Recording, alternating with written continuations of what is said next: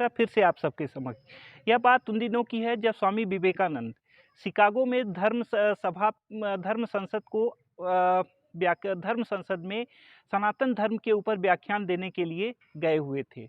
बड़ी मुश्किल से आयोजकों से निवेदन करने के बाद उन्हें सनातन धर्म के ऊपर बोलने का अवसर मिला, लेकिन आयोजकों को इस बात का वहाँ पर जो दर्शक थे उन्हें सनातन धर्म के बारे में कोई विशेष जानकारी नहीं थी। इसी कारण से उनका जो विषय था उस पर एक बड़ा सा गोला बना दिया गया और इसके बाद स्वामी विवेकानंद ने उस गोले के ऊपर ही बोलना प्रारंभ किया और उसके साथ साथ उस गोले को से ही सनातन धर्म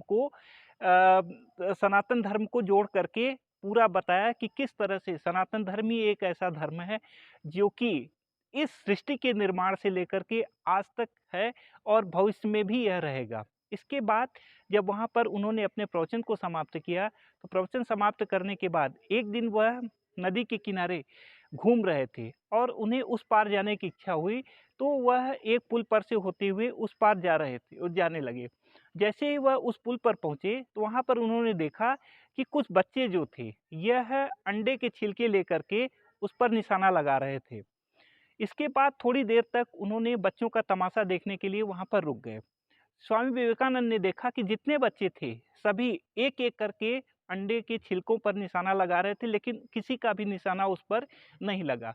यह देख करके स्वामी विवेकानंद को बहुत आश्चर्य हुआ और उन्होंने उसमें से एक बच्चे की बंदूक ले ली और कहा, लाओ मैं निशाना लगाता हूँ।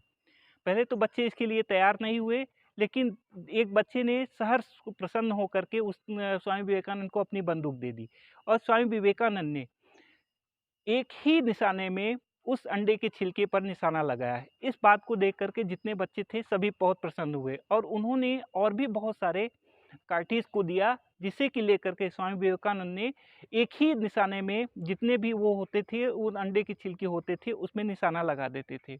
इस बात को जानकर के वे बच्चे बहुत आश्चर्यचकित हुए और उन्होंने पूछा कि आप एक ही बार में कैसे निशाना लगा देते हैं?